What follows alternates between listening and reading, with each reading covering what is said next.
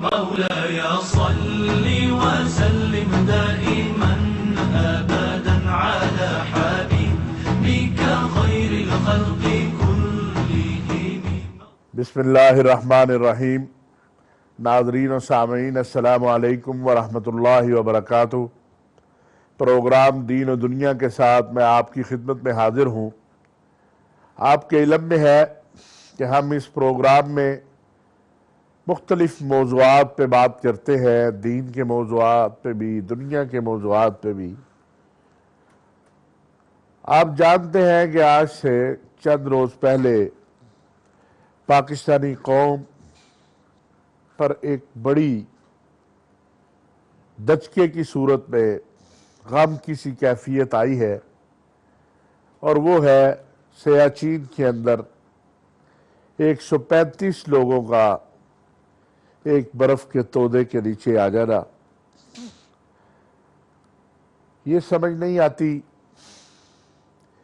کہ انہیں شہید کہوں یا غازی کہوں، کیونکہ ابھی تک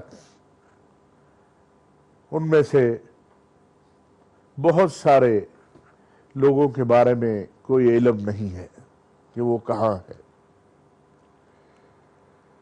تلاش جاری ہے. خود آرمی چیف وہاں پہنچے ہیں. میرا نہیں خیال کہ کوئی کمانڈر اپنے سپاہی کو بھول سکتا ہو. اتنی دنیا کی سب سے بڑی اونچی جگہ پر یہ محاذ ہے. ایک طرف پاکستان کے جوان کھڑے ہیں اور دوسری طرف ہندوستان کی افواج کھڑی ہے. ہندوستان نے یہ جارحیت کیوں کی؟ ہندوستان یہاں پر کیوں آیا؟ اور جب آپ کسی وطن کی زمین پر قبضے کی کوشش کرتے ہیں تو زندہ قومیں اپنے ایک ایک انچ کی حفاظت کے لیے اپنی جانیں قربان کرتی ہے. اگر ہم مالی اعتبار سے دیکھیں تو پاکستان جتنا خرچ کر رہا ہے اس سے کئی گنا زیادہ ہندوستان کا خرچ ہو رہا ہے. نقصان کے حوالے سے دیکھیں تو اس میں بھی ہندوستان کا نقصان زیادہ ہے، پاکستان کا نقصان کم ہے. لیکن ماؤں کے بیٹے، بہنوں کے بھائی، وہ اس محاذ سے ان کی لاشیں آتی ہے، اور یہ پاکستان میں بھی آتی ہے اور ہندوستان میں بھی جاتی ہے. 1984 سے یہ محاذ گرم ہے شہداء کے خون کے ساتھ.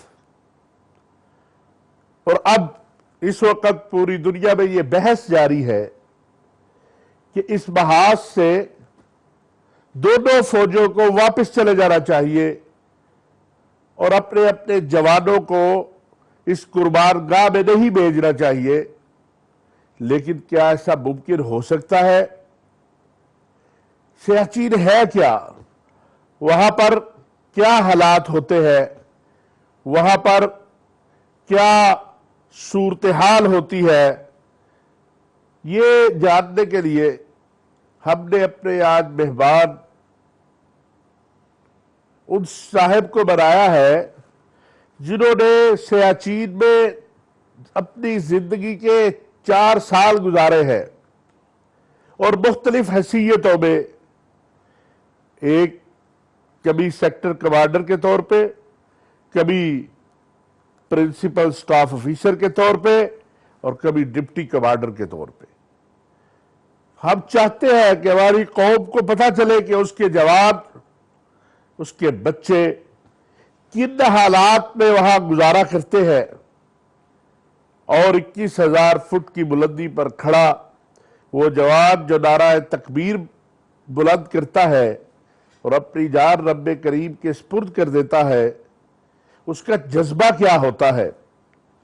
محترم جناب بریگیڈیئر حمیر محمود غازی صاحب، خوش آمدید. Thank you very much. بہت بہت شکریہ آپ کا. بریگیڈیئر صاحب، یہ سیاچین ہے کیا؟ جی، سیاچین آپ کہہ سکتے ہیں کہ ناردرن ایریاز میں ایک جنت ہے،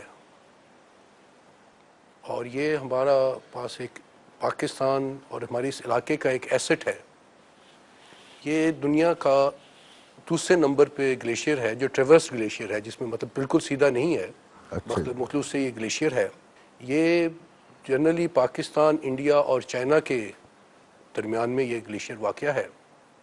اور یہ ہماری طرف سے جو ہے سالتورو رینج ہے جو واٹر شیڈ ایریا ہے جو پانی آتا ہے، اور انڈین سائڈ پہ جو ہے یہ زلگلما کے پاس سے شروع ہوتا ہے اور سیاہ کانگڑی جو ہے اس کے پاس یہ آ کے ختم ہوتا ہے. ٹوٹل یہ 56 کلومیٹر 56 مائلز اس کی لینگتھ ہے. سیچن گلیشیئر جو روشنی میں آیا، عام لوگوں کو جو پتہ لگا وہ 1984 میں اس کا پتہ لگا، جب یہاں پر دونوں سائڈوں کی فورسز جو ہیں وہ موو کی، جب وہ حرکت میں آئیں اور یہاں پر محاذ جنگ جو ہے جا کر وہ قائم ہوا. اب اگر آپ مجھے اجازت دیں تو میں مختصراً اس کی بتانا چاہوں گا کہ اس کی بیک گراؤنڈ کیا ہے. 1948 میں جب کشمیر وار، جب 13 اگست 1948 کو جب ریزولوشن ہوا اور یہ ختم ہوئی، تو یہ یو این کے تحت ختم ہوئی تھی. اور اس کے بعد جولائی 1949 میں کراچی میں ایک ایکارڈ ہوا جو کراچی ایکارڈ کے نام سے کہلاتا ہے. اس ایکارڈ میں سیز فائر لائن جو ہے اس کا فیصلہ ہوا میپ پر. جنرلی یہ منور پوسٹ ہے، یہاں سے یہ شروع ہوتا ہے سیالکوٹ کے پاس سے، چھم کے جو علاقہ ہے وہاں سے، اور یہ کرن کشمیر میں سے ہوتے ہوئے یہ 3 جگہیں تھیں، چوربٹلا، کھوڑ اور چولنکا. یہاں تک انہوں نے کہا کہ یہاں تک جو ہے ملٹری کمانڈرز آپس میں ملیں گے اور اس کو میپ پہ اور گراؤنڈ پہ مارک کریں گے. چولنکا، چوربٹلا اور کھوڑ کے بعد انہوں نے کہا کہ دونوں سائڈوں کے military commander U N observers کی موجودگی میں ملیں گے. اور یہاں پہ غور کرنے والی بات ہے کہ وہاں پہ انہوں نے ایک سینٹینس لکھا ہے آخر میں، from these 3 places thence north to the glaciers. کیونکہ اس وقت عام لوگوں کا خیال یہ تھا کہ جو گلیشیئرز کا ایریا ہے یہ امپاسبل ہے اور یہاں پر اس قسم کی کوئی ضرورت نہیں ہے. سپٹمبر میں فورسز کمانڈرز آپس میں گئے اور انہوں نے ایک پوائنٹ ہے جو ان کے آگے ویسٹ کی طرف بنتا ہے، ہمارے ان 3 جگہوں کے نام جو میں نے لیے ہیں، وہاں پر انہوں نے میپ پہ NJ9842 پوائنٹ، عام طور پہ یہ جب بھی سیچن کی بات ہوتی ہے تو یہ اس پوائنٹ کا ذکر آتا ہے، اس پوائنٹ تک جو ہے وہ انہوں نے مارک کر دیا. اب اگر آپ ٹیکنیکلی دیکھیں تو جو کراچی ایکارڈ تھا وہ کمپلیٹ ہو گیا کیونکہ دینس نارتھ ٹو دا گلیشیئرز ہے. اس کے بعد 1965 کی وار ہوئی، تھوڑی بہت سیز فائر لائن میں رد و بدل ہوئی، لیکن اس کے آگے کچھ نہیں ہوا کیونکہ وہاں پر وار ہی نہیں ہوئی تھی، کوئی جنگ ہی نہیں ہوئی تھی، نہ فورسز تھیں. تو NJ9842 کے بعد کوئی تبدیلی نہیں ہوئی، نہ کوئی تھا. اسی طرح 1971 میں بھی کوئی تبدیلی نہیں ہوئی.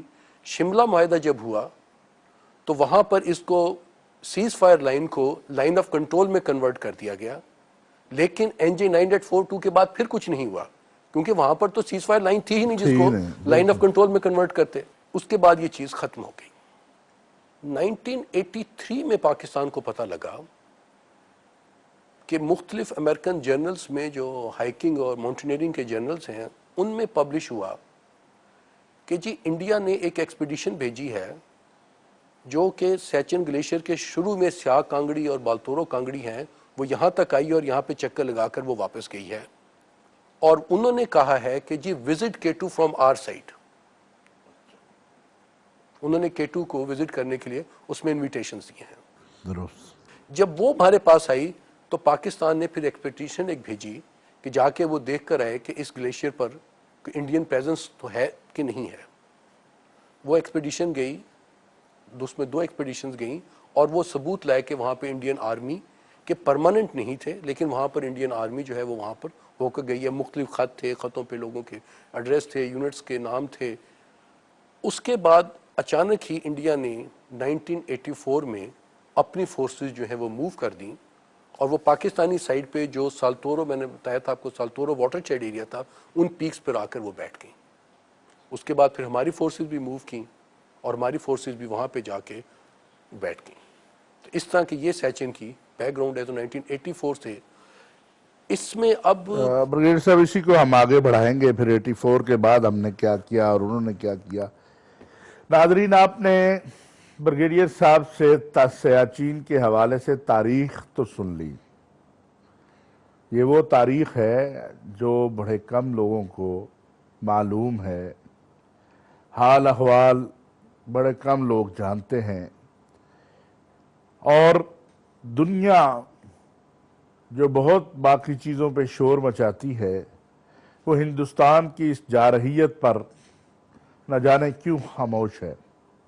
वो इंसानी हकूक़ की बातें करने वाले जो हर वक्त इंसानी हकूक़ का ढिंढोरा पीटते हैं, उन्हें दोनों तरफ के इंसानों की अमवात पर कुछ नज़र नहीं आता, और वो हिंदुस्तान से ये नहीं पूछते कि तुमने ये जारहियत क्यों की है और तुम वापस क्यों नहीं आते हो।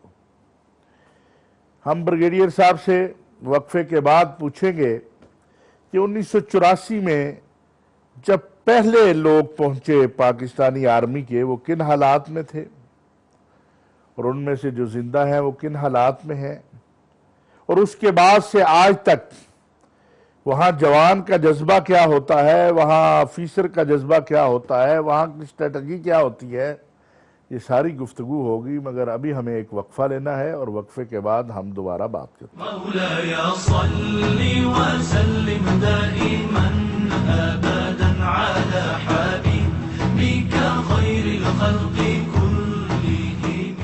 मौलाया सल्ली व सल्लिम दाइमन अबदन अला हबीबिका खैरिल खल्क़ि कुल्लिहिम। खुश आमदीद नाज़रीन, हमें हमारे साथ शरीक गुफ्तगू हुए हैं बरादरम शहरयार तासीर साहब। चूँकि सियाचिन के हवाले से और सदर पाकिस्तान के दौराए भारत के हवाले से नौजवान नस्ल जो है उसकी बड़ी गुफ्तगू सामने आ रही है कि राहुल गांधी को बिलावल जरदारी ने दावत दे दी है, तो थोड़ी सी इनसे ये भी बात होगी। लेकिन सियाचिन में जो हिंदुस्तान ने मुदाखलत की वो आया, उसकी क्या वजह थी, वो हम पूछते हैं ब्रिगेडियर साहब से। ब्रिगेडियर साहब, आप क्या वजह समझते हैं कि हिंदुस्तान क्यों आया इस जगह पर?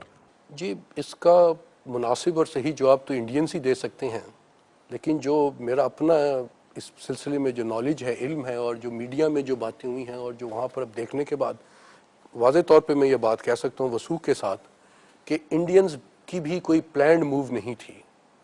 क्योंकि जब भी कोई नेशनल लेवल पे प्लान्ड मूव होती है तो उसके कोई स्ट्रेटेजिक ऑब्जेक्टिव्स होते हैं। तो सियाचिन ग्लेशियर में आने के बाद लगता नहीं कि इंडियंस ने कोई ऐसा ऑब्जेक्टिव जो है वो हासिल किया हो।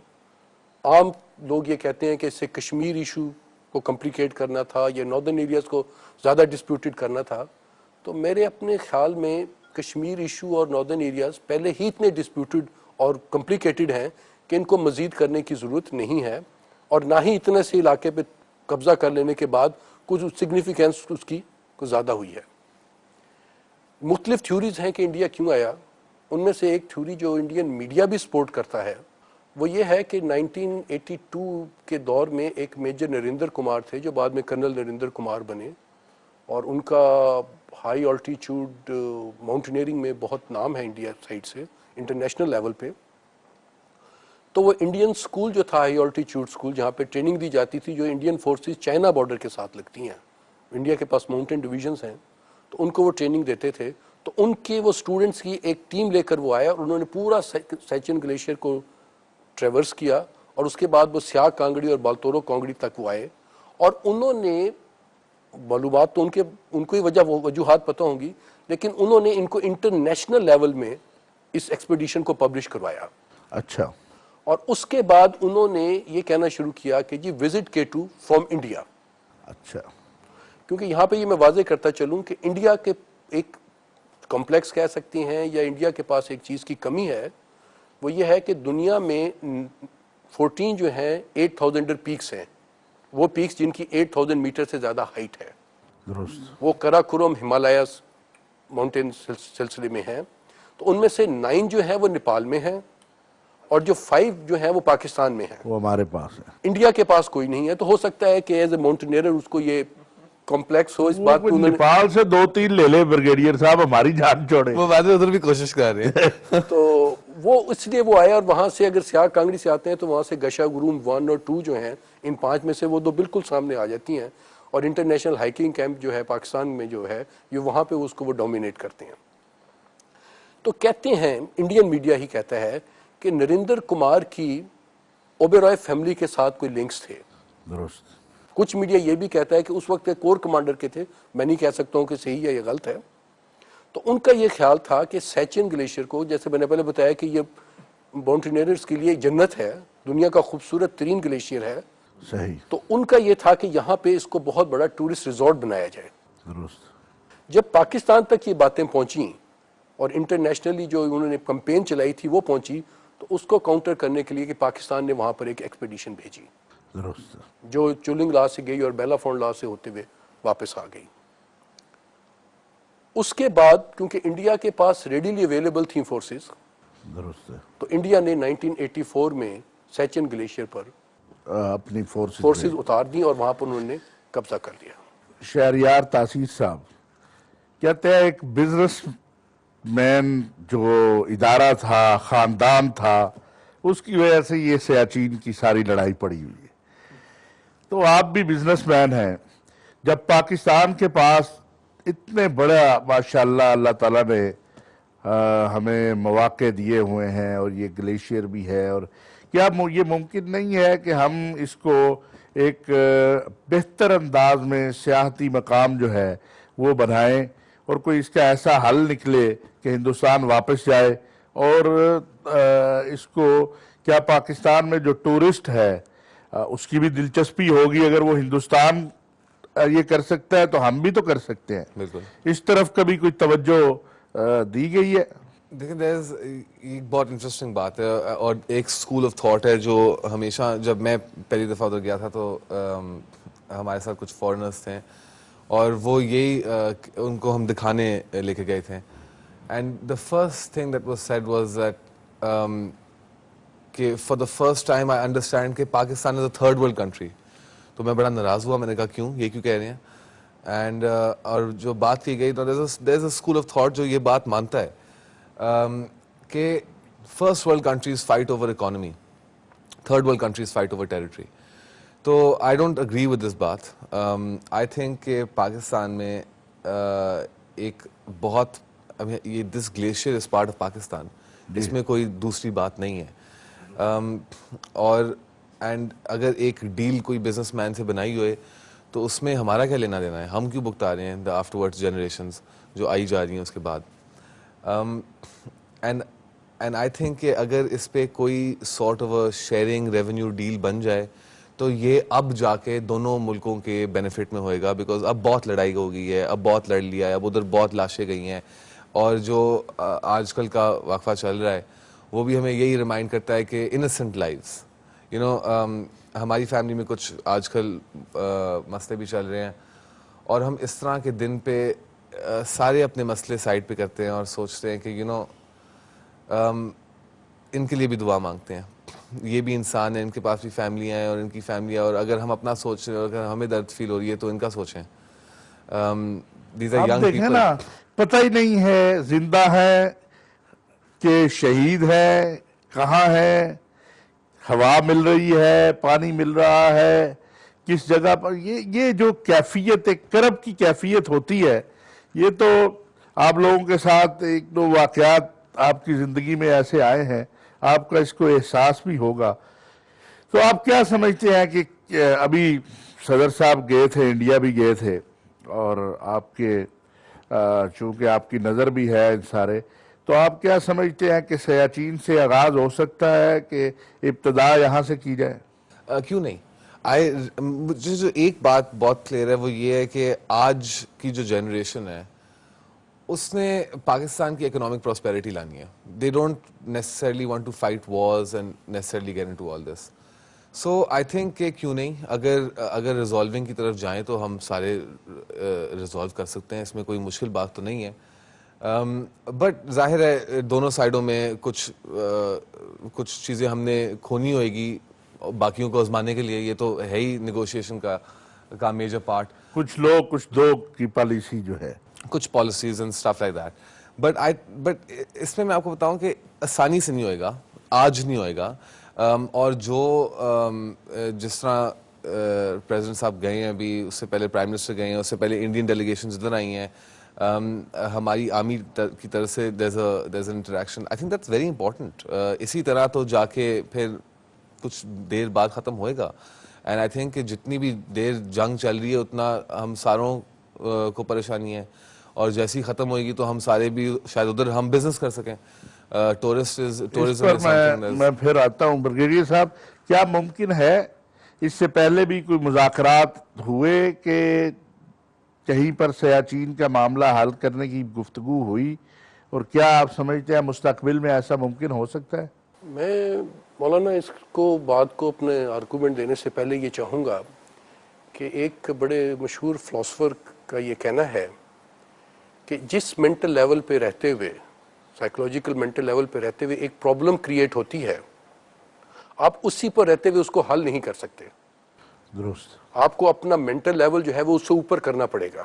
بالکل درست. تب آپ اس پرابلم کو سالو کر سکتے ہیں, کہ اس مینٹل لیول پہ تو پرابلم کریٹ ہو چکی ہے, درست. تو اس کو سولوشن نہیں کر سکتی. تو اس میں یہی ہے کہ ہم دونوں کنٹریز کو اپنی جو ہسٹوریکل بیک گراؤنڈ ہے, جو پاکستان میں انڈیا سنڈروم ہے اور انڈیا میں پاکستان سنڈروم ہے, اس سے جب تک ہم باہر نہیں نکلیں گے اس مسئلے کا کوئی حل نہیں ہو سکتا. درست. مینٹل لیول ہم اسی طرح اونچا کر سکتے ہیں جس طرح میرے بھائی نے بات کی کہ اگر ہم پراسپیرٹی آف پیپل پہ ہم دونوں ایگری کر جائیں, پاکستان اور انڈیا, کہ جی ہم دونوں جو ہیں ایک ترقی پذیر قومیں ہیں, ہماری عوام جو ہے وہ غربت میں پس رہی ہے, تو کیوں نہ ہم آپس میں بیٹھ جائیں اور ان کی غربت کو دور کریں. بریگیڈیئر صاحب اسی پہ ہم آگے بڑھیں گے, ابھی لیتے ہیں وقفہ. ناظرین, شہریار تاثیر کو میں نے آج اس لیے بلایا تھا کہ نوجوان نسل کے یہ نمائندے ہیں, اور پھر ایک طرف ان کے گھر میں بھی ہے, اور ایک طرف پوری قوم کو جس میں یہ بھی شریک ہیں, ہم سب شریک ہیں, اس واقعے کا بھی ہے. تو میں نے کہا کہ دونوں چیزوں کو دیکھتے ہوئے میں نے انہیں کہا کہ آپ یہ پروگرام میں آئیے اور بتائیے, کیونکہ ان کا بزنس پر بھی نظر ہے, ان کی حالات پر بھی نظر ہے, جو کچھ ہندوستان پاکستان کے درمیان تعلقات ہیں ان کو بھی یہ قریب سے دیکھتے ہیں.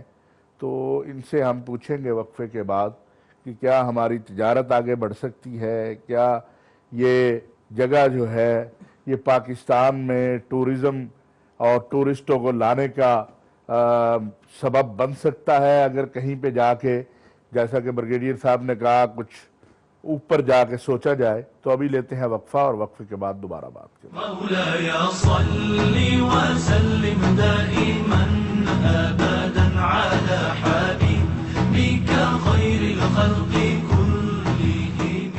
مولاي صل وسلم دائما ابدا على حبيبك خير الخلق كلهم. خوش آمدید ناظرین. وقفے سے پہلے شہریار تاثیر صاحب سے بھی بات ہو رہی ہے, بریگیڈیئر عمیر صاحب سے بھی بات ہو رہی ہے. شہریار تاثیر صاحب, کیا یہ پوسیبل ہے کہ پاکستان کے بزنس مینوں کی اس طرف توجہ ہے کہ یہ جو اتنا بڑا ہمارے پاس ابھی بھی جب یہ واقعہ ہوا ہے اور اس سے پہلے گلگت میں فسادات, تو وہاں 109 غیر ملکی ٹورسٹ موجود تھے. آپ چونکہ وہاں گئے ہیں, آپ نے وزٹ کیا, اس کو بڑھانے کے لیے بھی کوئی سوچ ہے, اور اگر یہ کوئی انڈیا پاکستان کی آپس میں بات طے ہو جاتی ہے تو ہمیں کوئی اس کا باہر سے آنے والے ٹورزم کا بھی فائدہ ہوگا؟ آئی تھنک پہلی بات تو جس طرح بریگیڈیئر صاحب کہہ رہے تھے کہ ماؤنٹین کلائمبنگ کا یہ ہیون ہے. People from across the world, in fact میرے جو میں اسکول میں پڑھتا تھا امریکن اسکول میں لاہور میں, تو ادھر میرے بہت یہ گورے ٹیچر ہوتے تھے, اور وہ پاکستان آتے تھے ان حالاتوں میں, باوجود ان حالاتوں کے وہ پاکستان آتے تھے پڑھانے کے لیے, جسٹ جا کے جب بھی ہالیڈے ملے تو وہ ماؤنٹین کلائمبنگ کے لیے جائیں K2. So that's what a big culture there is in the Western world ke mountain climbing, and there's a lot of love for it. So I think کہ firstly تو وہ market ہے ہی ہے. اس کے بعد I mean this is one of دنیا میں اس طرح کے شاید کونے نہ ہوئیں جتنے پیارے ادھر ہیں. I mean اگر کوئی ادھر گیا ہوا ہے تو جب آپ ادھر کھڑے ہوتے ہیں تو I mean some of the most beautiful plains I've seen. I mean it's a sight یار. اس طرح یہ کہانیوں میں چیزیں لکھی ہوتی ہیں اس طرح کے شاید اسکردو ہے اور 2-5 اور نکے ہیں دنیا میں, ادروائز اس طرح کی کوئی جگہ نہیں ہے. تو ادھر ایک جینیون ٹورزم بنتی ہے. اس کے بعد آپ K2 کا ایلیمنٹ لائیں تو of course it's the second tallest mountain in the world. ادھر سب کچھ ادھر بنتی ہے جینیون ٹورزم. اینڈ دین آئی سی کہ پاکستان ایک ملک ہے جو اپنے ٹورزم کا فائدہ نہیں اٹھا رہا. ظاہر ہے ہمارے انٹرنل پرابلمس چل رہے ہیں آف ٹیررزم اور جنگیں اس طرح, but we have a beautiful history. Mughal empire ہے, ہمارے پاس الیگزینڈر کے ڈسینڈنٹس ہیں who've come from the Afghan side. We've got Afghan influence, we have Arabian influence.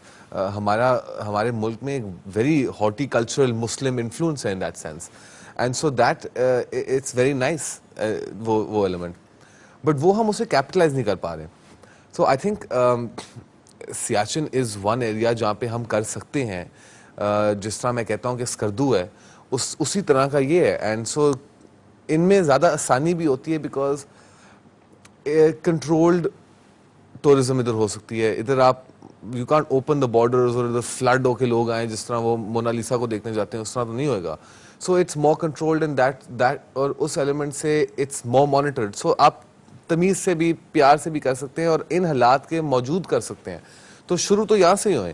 And I think کہ اگر ایک اپروچ ہوئے جہاں پہ انڈیا پاکستان کٹھا, and this will be I think revolutionary, but ایک آرمی بریگیڈیئر سیٹ کٹھا ایک ٹورزم بیس کو لے کے جائیں دونوں موجود اور کٹھا ان کی ٹورزم کرائیں, تو یہ بھی ایک ریولیوشنری چیز ہوئے گی. یہ بھی ایک بہت میجر اسٹیپ ہوئے گا towards peace between our two countries.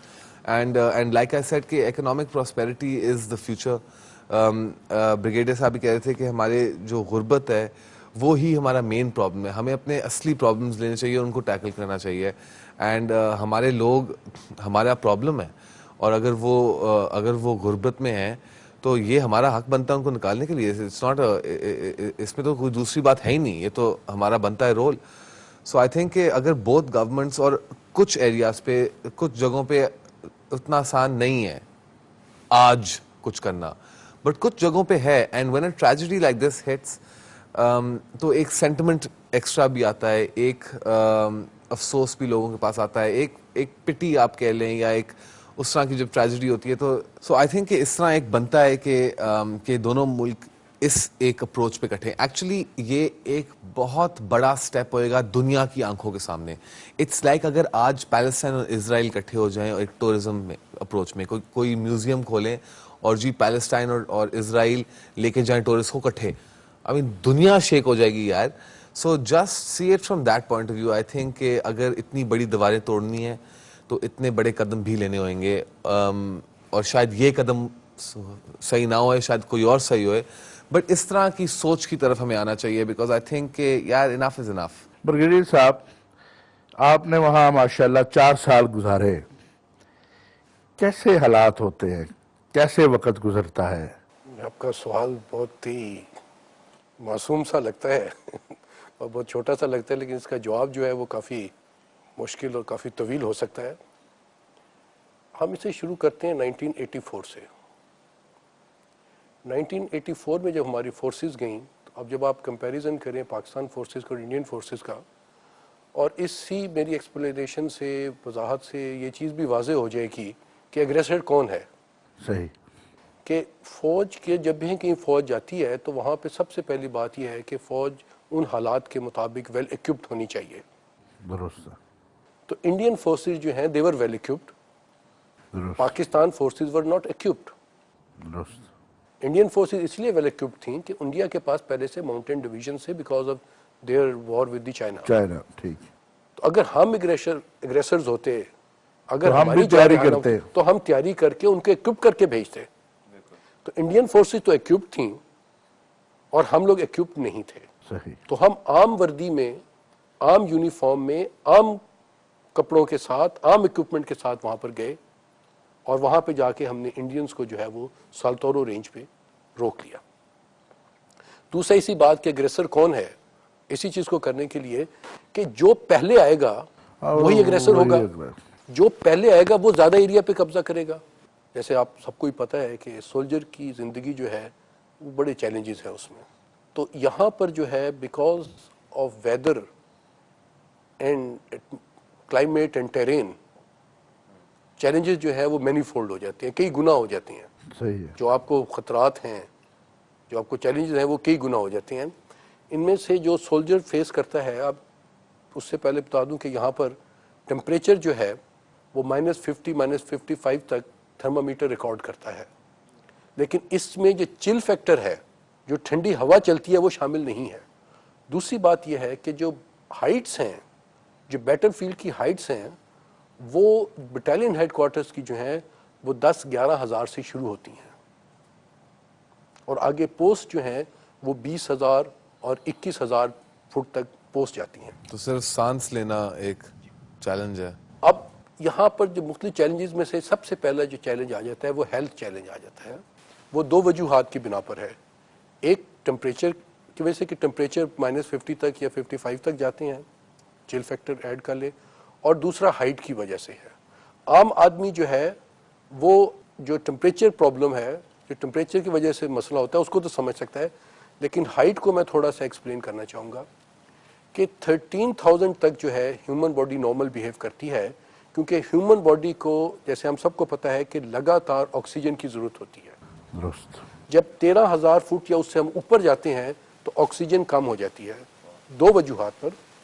ایک تو ویجیٹیشن ختم ہو جاتی ہے, 10,000 فٹ جو ہے وہ ٹری لائن کہلاتی ہے کہ اس کے بعد ٹریز نہیں ہوتے. بالکل ٹھیک. 11,000 کے بعد شربز ویجیٹیشن کی وجہ سے جو آکسیجن پیدا ہوتی ہے وہ بھی نہیں ہوتی, اور ہوا جو ہے وہ ہلکی ہو جاتی ہے, تو ہوا میں جو آکسیجن کی مقدار ہے وہ کم ہو جاتی ہے. آکسیجن از ہیویئر تو وہ گر جاتا ہے. ہیومن باڈی کے دماغ میں بھی ہوا ہوتی ہے, لنگز میں بھی ہوا ہوتی ہے, تو یہ ہوا جو ہے جب یہاں پر کم ہوتی ہے تو ہیومن باڈی کا جو پانی ہے یہ وہاں پر چلا جاتا ہے اور اس سے ہیلتھ پرابلمز ہوتی ہیں. دوسری بات یہ ہے کہ برین کو, دماغ کو ایک خاص مقدار میں لگاتار آکسیجن چاہیے, کیونکہ جو برین سیلز ہیں وہ لگاتار ختم ہوتے جاتے ہیں اور نئے پیدا ہوتے جاتے ہیں, اور ان کا جو پیدا کرنے کے لیے جو انگریڈینٹ ہے جو ایک چاہیے وہ آکسیجن ہے. تو جب آکسیجن کم ملتی ہے تو دماغ میں جو وہ سیلز ہیں وہ بھی اتنے نہیں بنتے جتنے بننے چاہیے, تو ذہنی طور پہ بھی انسان تھوڑا سا اس میں کمی واقع ہوتی ہے. تو ان وجوہات سے ہیلتھ پرابلمز جو ہیں وہ پیدا ہوتی ہیں. بریگیڈیئر صاحب بہت شکریہ, آپ کے آنے سے ہمیں دو چیزیں تو پتہ چلی, ایک تاریخ اور ایک کچھ مشکلات. یہ موضوع ایسا ہے کہ اس میں ہمیں بہت زیادہ قوم کو پتہ چلنا چاہیے, لیکن چونکہ ہمارے پاس وقت کا ایک پابندی کا وہ ہے, میں شہریار تاثیر صاحب اس موقع پر آپ کی طرف سے, آپ بزنس کمیونٹی کو بھی جو ہے اس کی بھی نمائندگی کرتے ہیں, تاثیر فیملی ایک بہت بڑی فیملی ہے اس کی بھی نمائندگی کرتے ہیں, پھر سلمان تاثیر کے آپ صاحبزادے ہیں, یہ ایک بہت بڑا. تو آپ کیا پیغام دینا چاہیں گے ان لوگوں کے لواحقین کے لیے جو اس وقت برف کے نیچے ہیں, اور قوم کے لیے کیا کہنا چاہیں گے؟ اس طرح کے جب موقع ہوتے ہیں تو یو گیٹ ٹنگ ٹوسٹڈ. یہ کچھ دن ہوتے ہیں جب ہم بہت اپنے پرابلمز میں اتنے ہو جاتے ہیں کہ ہم اوروں کا سوچتے نہیں ہیں. بٹ ایک مجھے بہت سویٹ میسج آیا تھا from my brother's father in law, اور ایک وہ پوری فیملی کو آیا تھا جب یہ ایونٹ ہوا تھا سیاچن کا, اور انہوں نے یہ بات لکھی تھی کہ اس طرح کے دن پہ ہم یاد کریں گے سیاچن کے لوگوں کو, بیکاز ہم اپنے لیے تو بہت دعائیں مانگتے ہیں بٹ آج ان کو ضرورت ہے ہماری. اینڈ میں آپ کو ایک بات بتاؤں کہ مجھے فیل ہوا ہے کہ جب سے میرے والد صاحب فوت ہوئے ہیں تو میرے ساتھ لوگوں کی دعائیں ہیں. مجھے یہ فیل ہوتا ہے جب میں سوتا ہوں تو مجھے تسلی ہوتی ہے کہ لوگ, اگر میں سو رہا ہوں تو کوئی اور اٹھ کے دیکھ رہا ہے اور واچ کر رہا ہے کہ میں صحیح ہوں. اور یہ مجھے بہت آنیسٹلی فیل ہوتا ہے, اور اللہ کا اس میں بہت ہاتھ ہے, اور وہ بہت دیکھتے ہیں کہ اللہ بہتر کرے گا یار. اینڈ آئی ٹیل یو کہ یہ ایک سچویشن ہے جہاں پہ کوئی آپ کو بتا نہیں سکتا کہ کتنی درد ہوتی ہے جب آپ کا کوئی لوڈ ون لاس ہوتا ہے. سو یہ جب when you go through it, that's when you feel it. These are innocent Pakistani young soldiers. یہ سوچے بغیر اپنی جانیں ہمارے لیے دیتے ہیں ہر دن, اور سوچے بغیر. ان کو تو پرابلی پتہ بھی نہیں ہے کیوں جا رہے تھے, لیکن ان کو یہ پتہ ہے یہ جا رہے تھے, اور کچھ بھی ہو سکتا ہے جب یہ جائیں گے. میری دعائیں ان کی فیملی کے ساتھ ہیں. بہت شکریہ شہریار صاحب آپ کا, بریگیڈیئر صاحب آپ کا. میں یہاں پہ شہریار کی بات کو آگے بڑھاؤں گا اور یہ ایڈ کرنا چاہوں گا کہ جو سولجرز اس وقت برف کے نیچے دبے ہوئے ہیں, ان کی دو ہی صورتیں ہو سکتی ہیں کہ یا وہ فزیکلی زندہ ہیں یا نہیں ہیں. میں اس بات پہ آنا ہمارے نہیں چاہ رہا. ایمان پہ وہ دونوں صورتوں میں زندہ ہیں. ہمارے لیے, ان سولجرز کے لیے دونوں صورتوں میں ون ون سچویشن. بہت شکریہ ناظرین, آپ نے ہمارے مہمانوں کی باتیں سنی. بغیر کسی تبصرے کے اس پہ ختم کرتے ہیں. اگلے پروگرام میں دوبارہ بات ہو. صلی وسلم دائما ابدا على حبيبك خير الخلق